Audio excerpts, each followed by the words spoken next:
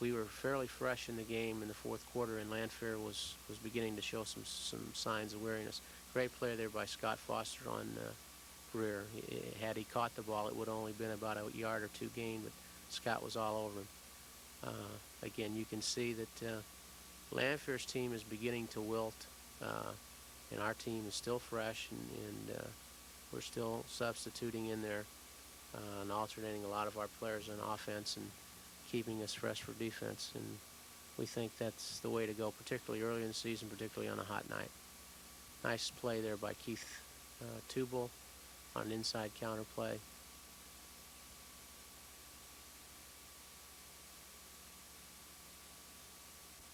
And you're going to see an outstanding defensive play here by Brian Sudberg, fighting off the block, staying outside, keeping contained, and then sacking the quarterback.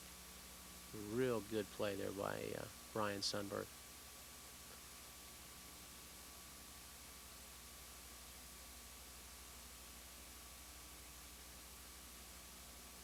Nice return again. Keith Sherman gets the ball caught and advances it about 10 yards upfield. A net of about 15 that could have been a lot worse. Just a straight dive to Ed Foster for a couple of yards.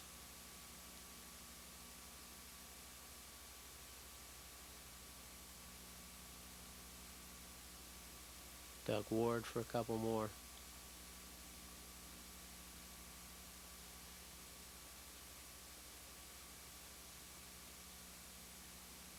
And then we try a veer pass, and Brad makes a great throw.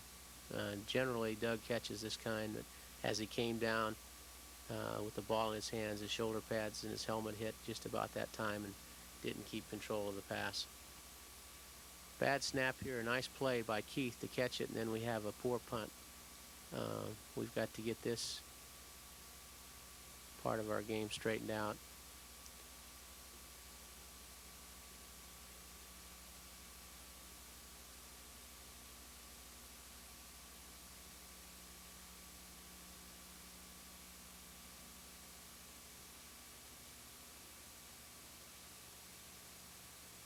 Trap play inside. Very well played by our inside people, and two inside linebackers, Tubal and King.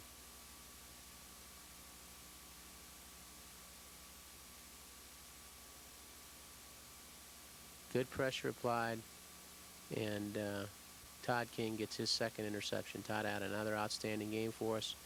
2 interceptions, 10 tackles, and Todd was selected as the Pizza Hut Defensive Player of the Week.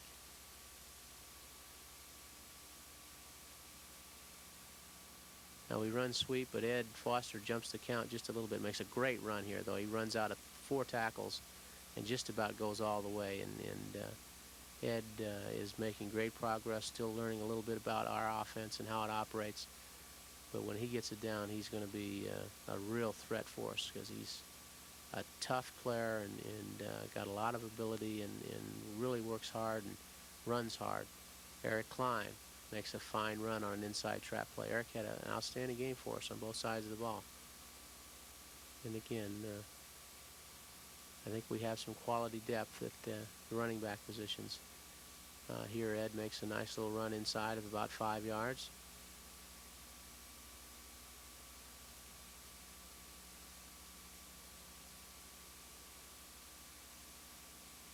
And Danny Klein picks up the first down on a short yardage situation.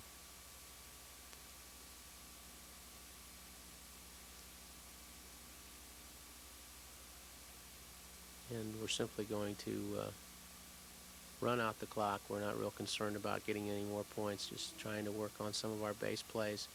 We do fumble a snap, and again, we had very few mistakes for first game. We only had 2 fumbles, only lost 1 of them. Only had 1 interception, whereas we had 2 interceptions, and they had 3 fumbles that they lost, and didn't have a lot of penalties. Pretty mistake-free football, and we were real pleased with our effort. And the score ends, and the game ends here with the score: Washington 20, Lanphier. As the game ended, we won 20-6. It was a very good second half for Washington. They outrushed Lanphier by a very large amount. What comments do you have about the second half? Well, we were pleased because, most football games between two opponents with, relatively same ability and going in are determined in the second half. And we felt like we dominated play in the second half, particularly defensively and particularly up front. We thought our offensive and defensive lines did a great job.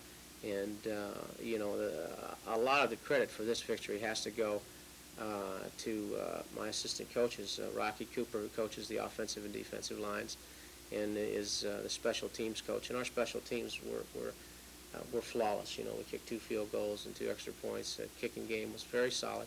And also to Bob Witherall, who coaches the receivers on offense, the linebackers on defense, and coordinates the defense. And both those guys came up with a solid plan defensively. I thought we were in the right defense most of the time. Bob called an excellent game, as he generally does. We were just real happy because things went well, and we were very much in control in the second half. And at the end of the game, we had the ball ahead 20-6, and we were on the march. And, it looked like we could have scored again had we needed the points, but we just opted to run the clock out and get out of there with a victory and not get anybody hurt. We're real pleased. Very good. It's been customary for us to discuss the play of the week, or the play of the game in this case. Coach, would you like to talk about that and then go to the chalkboard? Sure, we always enjoy showing the play of the week, and we'll get over the chalkboard and diagram the play of the week for the Lanphier game. Okay. The Springfield Lanphier game occurred in the third quarter. In our terms, we're in a formation which we call twins right, with our split end Scott Foster and our flanker Doug Wilson on this side of the field. We wanted to isolate Springfield Lanphier's 2 best secondary people, their strong corner and free safety. So we aligned in this formation to get these people on this side of the field. And what we ran was a simple play. In our terminology, it's just a sprint draw play, where we down block here with the tight end. In this situation, it was Keith Tubal, Mark Tubal, and Scott Milburn, then combo block, a combination block on those 2 players. The fullback, Denny Klein, uses a kick-out type block on the strong safety, and we run a sprint draw action type to our tailback, Keith Sherman, number 25.